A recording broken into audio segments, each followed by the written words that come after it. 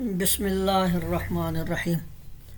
الصلاۃ والسلام علیک یا رسول اللہ وعلی آلک و اصحابک یا سیدی یا حبیب اللہ۔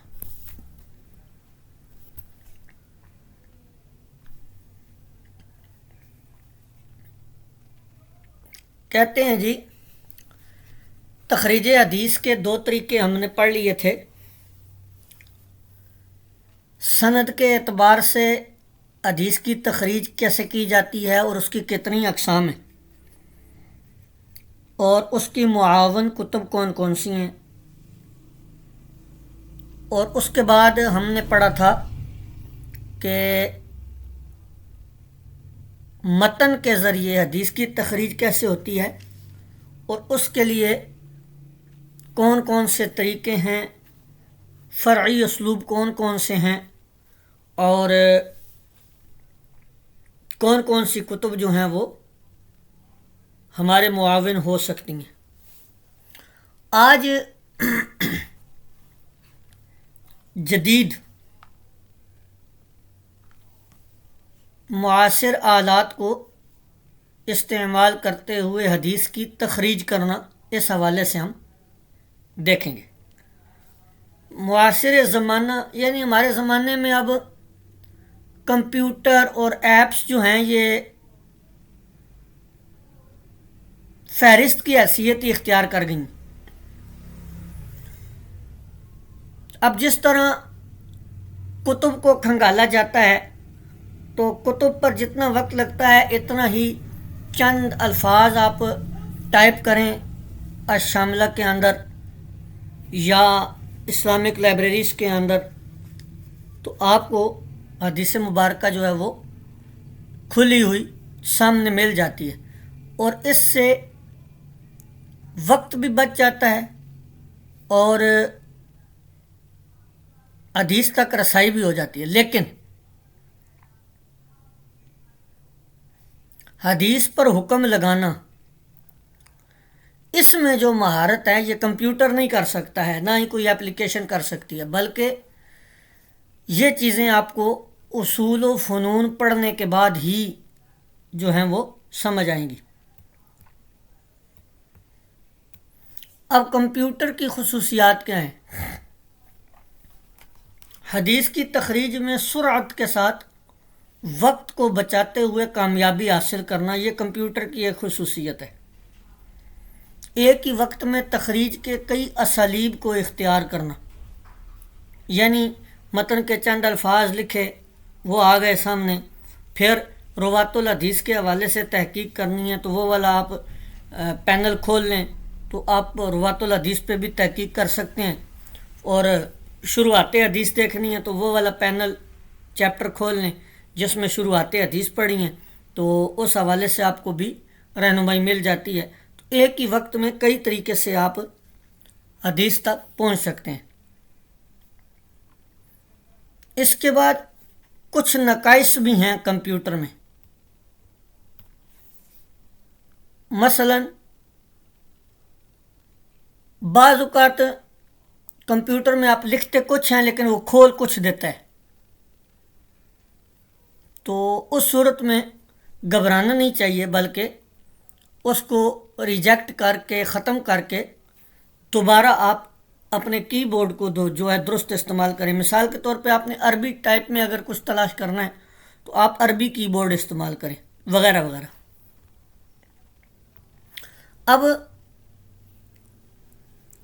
یہاں پر ہم لوگ غلطی کیا کرتے ہیں کہ کمپیوٹر کے ساتھ ہم حدیث کی تخریج تو کر لیتے ہیں، لیکن مصادر اصلیہ سے ہم متحقق ہی نہیں ہوتے، متعارف ہی نہیں ہوتے، اور نہ ہی ان کے مناہج پر ہمیں اطلاع ہوتی ہے کہ کون سے محدث کا کون سا منہج ہے، تو ہم اسی تخریج کو جو کمپیوٹر میں لے کے آگے بیان کر دیتے ہیں۔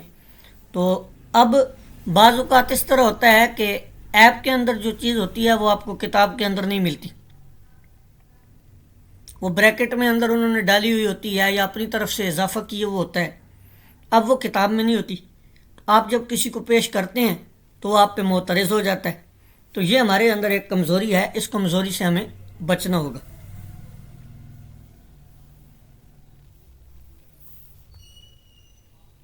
آگے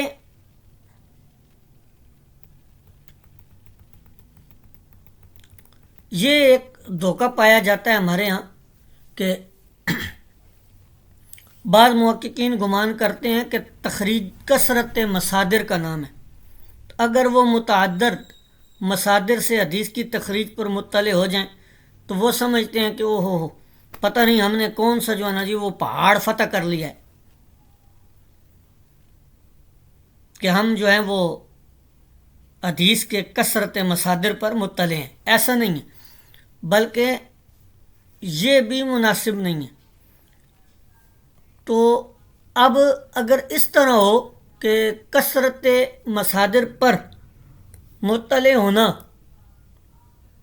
جو ہے یہ علمی کوئی بات ہو تو پھر تو سب سے بڑا اہل علم جو ہے وہ کمپیوٹر کو ہونا چاہیے، شاملہ کو ہونا چاہیے، حالانکہ ایسا نہیں ہے. اسی طرح کتب حدیثیہ کا بالاستیاب مطالعہ کیا جاتا ہے. ایک طریقہ ہے، اسلوب یہ ہے.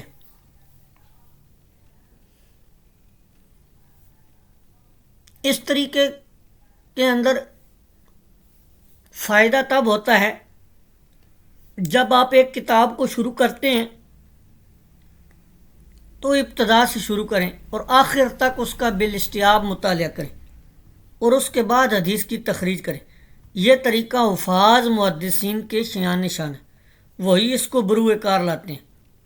اب آپ نے ایک کتاب سے حدیث کی تخریج کی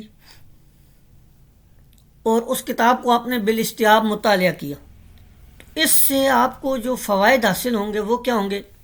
ایک تو اس حدیث کے علاوہ بہت ساری احادیث آپ کی نظر سے گزر جائیں گی.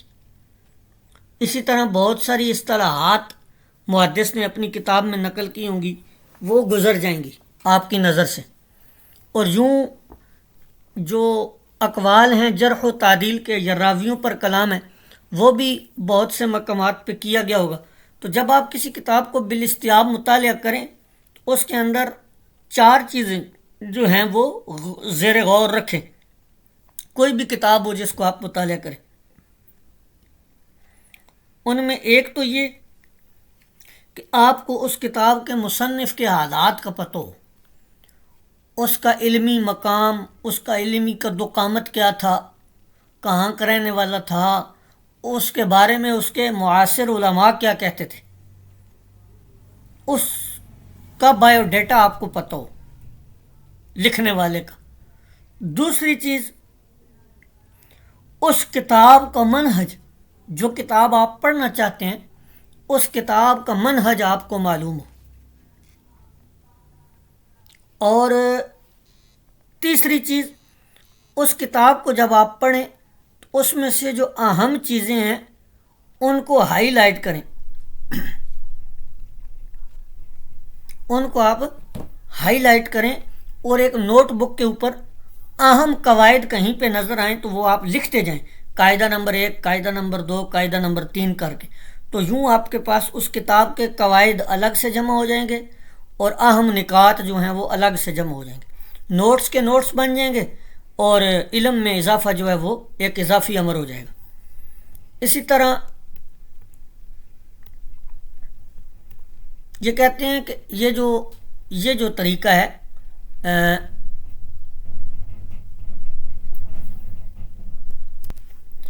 کہ کتب حدیثیہ کا بالاستیاب مطالعہ کر کے کسی بھی حدیث کی تخریج کرنا، یہ جو طریقہ ہے اس کے بارے میں یہ لکھتے ہیں کہ یہ واحد طریقہ ہے اور اسلوب ہے کہ جس کے بعد ہم حتمی اور یقینی طور سے کسی حدیث کے بارے میں اس بات کا حکم لگا سکتے ہیں کہ مطلوبہ حدیث فلاں کتاب جو حدیث کی ہے اس میں موجود ہے اور فلاں حدیث کی کتاب میں موجود نہیں ہے. کیوں حتمی طور پہ اور یقینی طور پہ لگا سکتے ہیں؟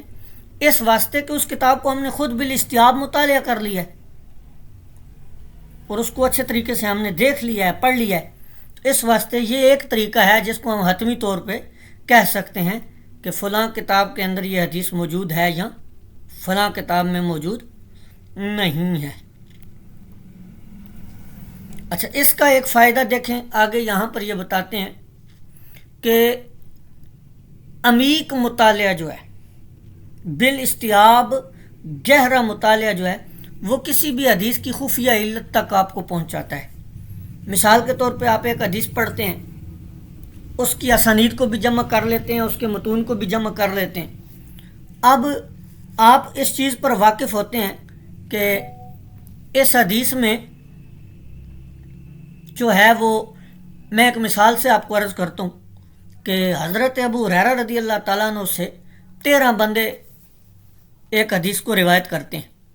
اب ان 13 بندوں میں سے 10 بندے جو ہیں وہ متن ایک ہی نقل کر رہے ہیں، لیکن جو 3 بندے ہیں ان کے شاگردوں میں آگے اختلاف ہو جاتا ہے۔ اب وہ اختلاف اب 3 تک محدود ہو گیا، تو اس سے یہ پتہ چلے گا کہ یہ جو 3 بندے ہیں ان کے اندر کہیں نہ کہیں، ان کے شاگردوں میں یا ان 3 افراد کے اندر کہیں نہ کہیں پہ علت پائی جاتی ہے۔ تو یہ بالاستیاب مطالعہ سے اور گہرے مطالعہ سے، عمیق مطالعہ کرنے سے کسی حدیث کی خفیہ علت تک انسان پہنچ جاتا ہے اور آگاہ ہو جاتا ہے۔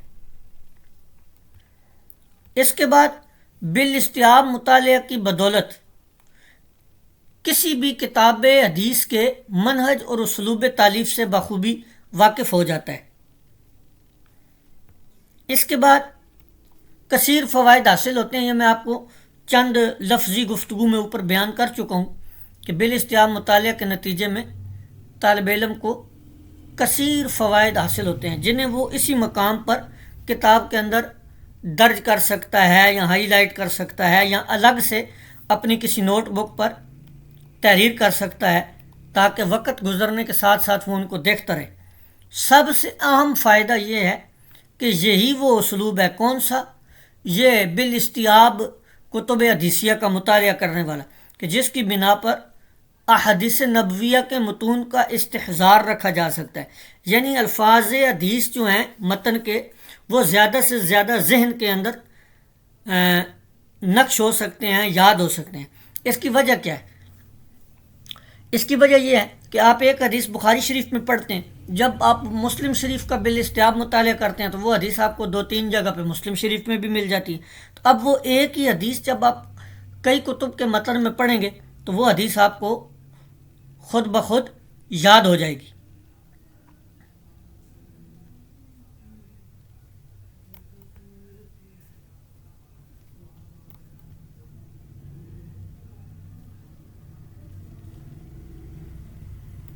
تو یہ ہمارا حصہ شروع ہو گیا دوسرا، دراست الاسانید۔ ٹھیک ہے جی، تو یہ دراست الاسانید جو ہے، اس کے حوالے سے ہم کل ہی گفتگو کریں گے۔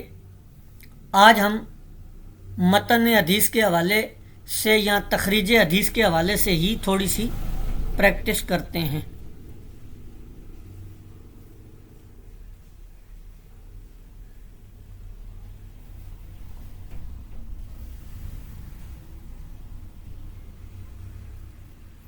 اب یہ کتاب آپ دیکھ لیں، آپ کے سامنے کھولی ہے میں نے،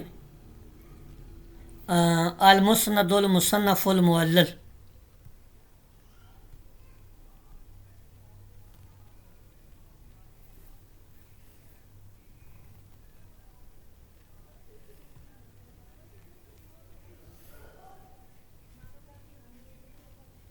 ٹھیک ہے جی، اب دیکھیں اس کے اندر ہم دیکھ لیتے ہیں، یہ اب کتاب ایسی ہے کہ اس کے اندر ایک ہی جگہ پہ ہمیں بہت ساری چیزیں مل جاتی ہیں۔ اب یہ دیکھیں، اس کو آپ دیکھیں، ایک حدیث پاک نکالتے ہیں اس میں سے، تو اس کی تخریج اور وغیرہ وغیرہ دیکھ لیتے ہیں۔